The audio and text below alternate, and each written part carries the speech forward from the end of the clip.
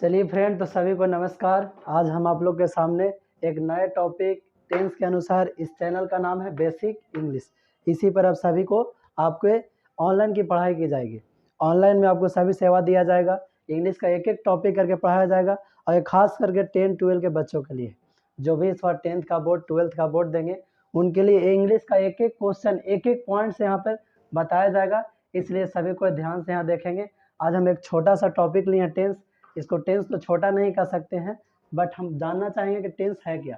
इसके बारे में सिर्फ हम थोड़ा सा जानेंगे टेंस के बारे में। बाकी आगे का काम विशेष अगले क्लास में करेंगे। लेकिन यहाँ पे देखिएगा, टेंस टेंस का मतलब क्या होता है। टेंस का मतलब क्या होता है? टेंस का मतलब होता है, हिंदी इसका अर्थ समझे तो काल होता है। अब लोग कहते हैं समय को ही काल कहते हैं, समय को ही काल कहते हैं। लेकिन यहाँ पे देखिए, इसका डिफिनेशन क्या है। The tense stands for a verb form of series of verb forms used to express a time relation. English पढ़ दिए आप लोग को कुछ समझ में नहीं आया होगा। देखिए, हम यहाँ पे समझाते हैं एक एक वर्ड करके। टेंस जो है वर्ब का स्टडी को बताता है। वर्ब मतलब क्रिया। क्रिया का मतलब क्या होता है? एक बार याद रखिए कि दुनिया में जितना भी काम है सब क्रिया है। जैसे हंसना, पढ़ना, रोना, धोना, गाना, खाना, पकाना, सब क्रिया। अब ये क्रिया कैसे है? तो चलिए हम यहाँ पे एक सेंटेंस लिखे हैं, राधा इज कुकिंग फूड। अब देखिए, यहाँ पर क्रिया तो दो को कर सकते हैं। राधा, ये सब जानते हैं, राधा जो काम करता है वो क्या होगा? सब्जेक्ट होगा। सब्जेक्ट यानी करता होगा। अब करता होगा तो इज क्या होगा? इज भी वर्ब है और कुकिंग भी वर्ब है। अब जब दोनों वर्ब है तो दोनों वर्ब तो डिफरेंट होगा। अब डिफरेंट क्या है? तो इज जो है हेल्पिंग वर्ब है। इज जो है कौन सा वर्ब है?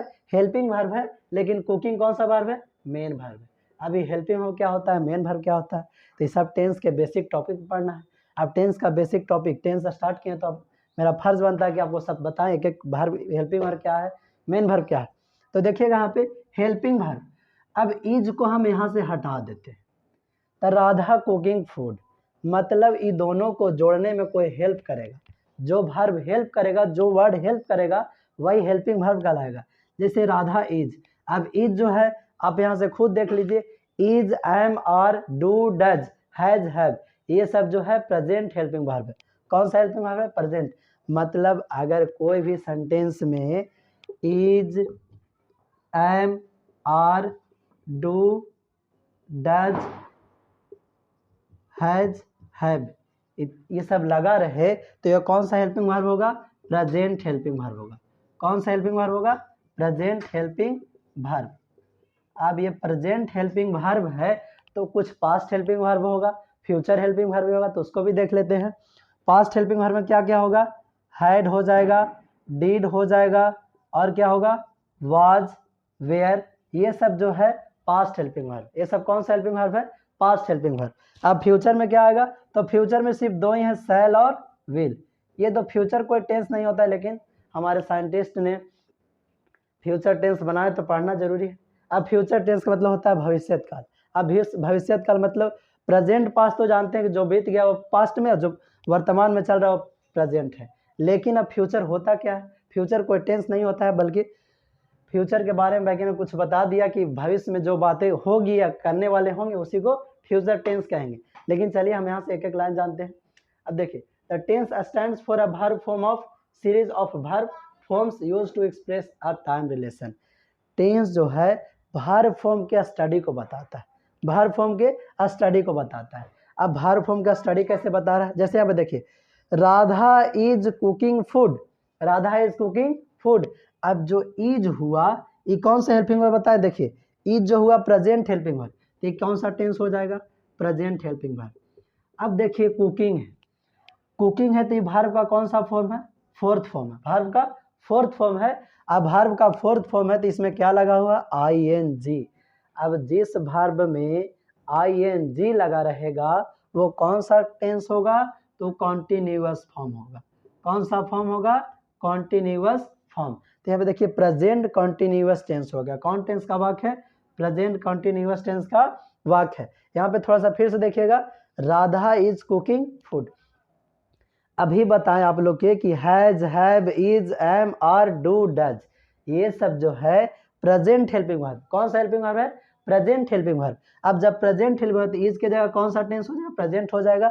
अब कुकिंग जो है कंटिन्यूअस फॉर्म है, कंटिन्यूअस कहने का मतलब वर्ब का फोर्थ फॉर्म है, वर्ब का फोर्थ फॉर्म यानी कंटिन्यूअस, तो कौन सा टेंस हो गया, प्रेजेंट कंटिन्यूअस टेंस का वाक्य हो गया। अब यहाँ पे देखिएगा,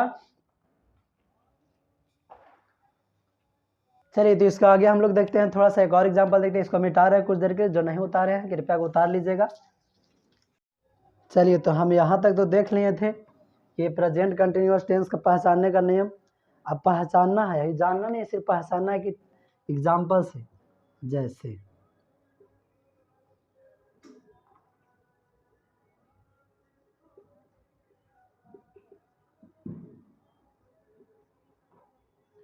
जैसे they was playing cricket, they was playing cricket. कुछ देर पहले हम लोग क्या जाने थे कि जो वाज होता है ये पास्ट हेल्पिंग वर्ब, वाज कौन सा हेल्पिंग वर्ब है, पास्ट हेल्पिंग वर्ब है। अब जब ये वाज पास्ट हेल्पिंग वर्ब हो गया तो प्लेइंग अभी जस्ट बताए कि वर्ब का फोर्थ फॉर्म है, वर्ब का फोर्थ फॉर्म, और वर्ब का फोर्थ फॉर्म को ही कहते हैं कंटिन्यूअस फॉर्म। कौन सा फॉर्म कहते हैं, कंटिन्यूअस फॉर्म। तब बस करना नहीं, कुछ नहीं, कौन सा टेंस का वाक्य हो गया, पास्ट कंटिन्यूअस टेंस का वाक्य हो गया। आप ये तो बोलिए कि पास्ट कंटिन्यूअस प्रेजेंट कंटिन्यूअस है बता रहे हैं, आप परफेक्ट कैसे होगा, इंडिफिनिट कैसे होगा, चलिए उसको भी देखते हैं, उसको भी एग्जांपल यहाँ लेते हैं।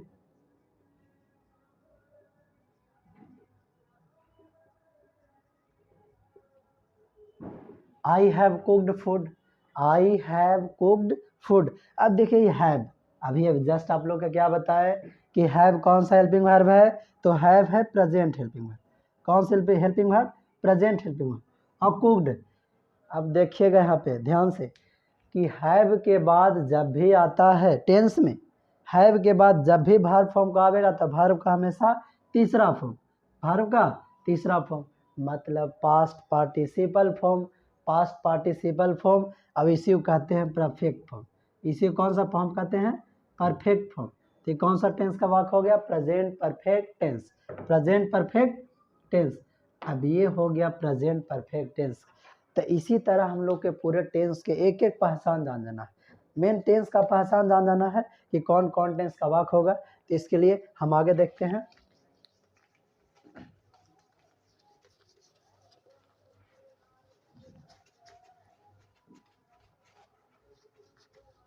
देखिए अब यहाँ पे आगे आगे देखिएगा कि अभी हम आप लोगों को क्या बताएं कि टेंस कितने प्रकार का होता है, टेंस 3 प्रकार का होता है। टेंस कितना प्रकार का, 3।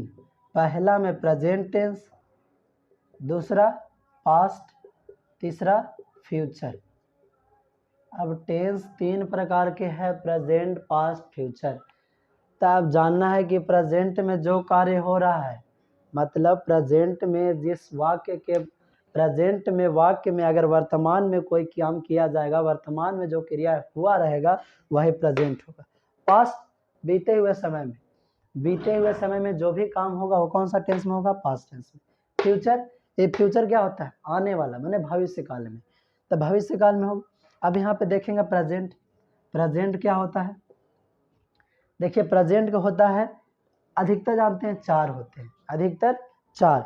एक इंडेफिनिट हो जाएगा, कंटिन्यूअस, परफेक्ट और परफेक्ट कंटिन्यूअस, लेकिन हम लोग पढ़ेंगे 5 प्रेजेंट टेंस के, 5 प्रेजेंट टेंस के 5।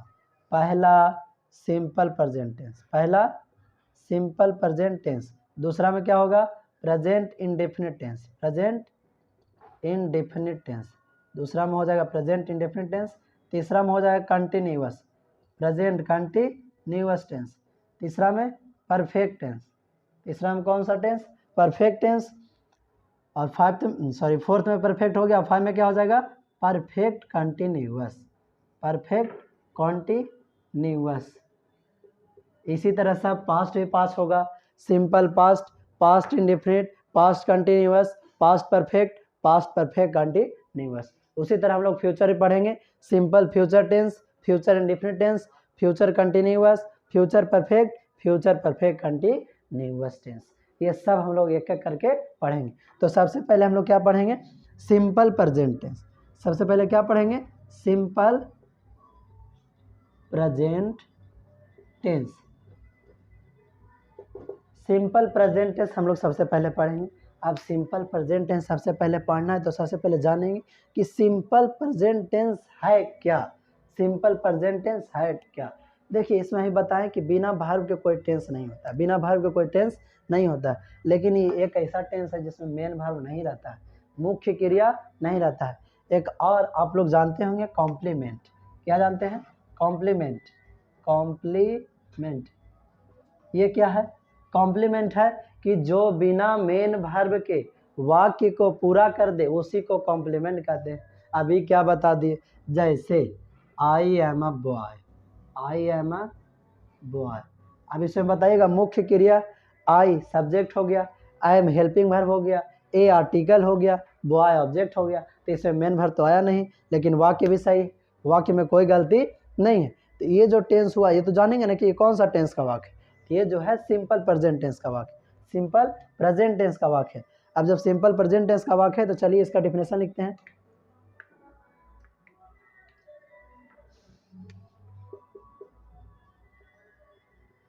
The work or thing,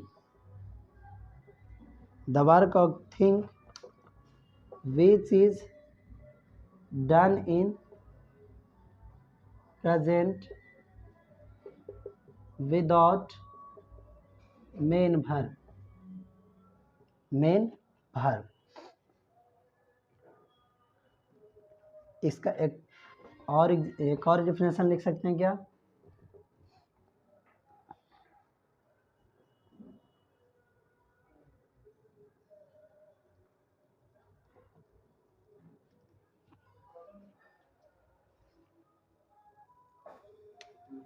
The tense which show passion,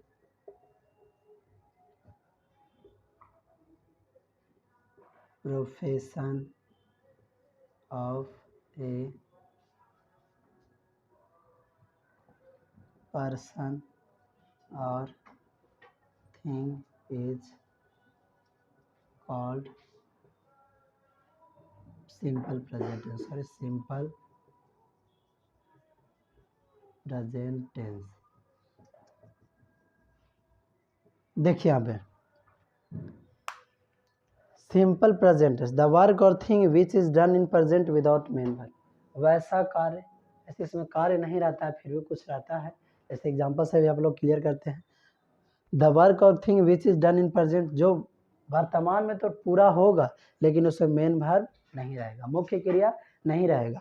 एक और क्या है, the tense which so passion profession of a person or thing is called simple tense.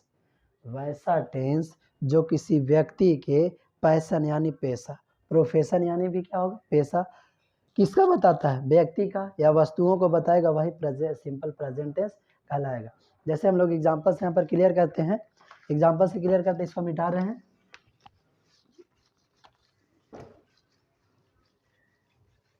देखिएगा यहाँ पर एग्जांपल से क्लियर करते हैं आप लोग।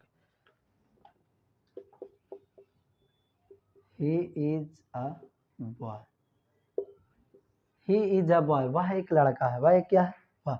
अब वह यहाँ पे नॉन बोले सब्जेक्ट है, क्या है, वह यहाँ पे सब्जेक्ट है।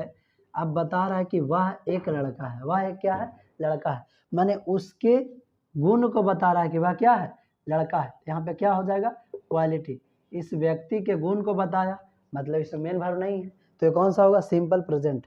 एक तरह से और याद सकते हैं कि इसमें मेन वर्ब नहीं रहेगा, सिंपली एक सेंटेंस लिखा रहेगा और सेंटेंस सही होगा और वो प्रेजेंट टेंस का वाक्य होगा।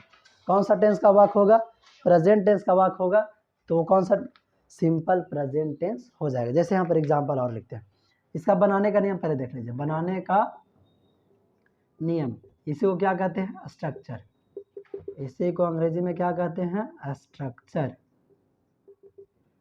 सब्जेक्ट प्लस इज एम और प्लस कॉम्प्लीमेंट,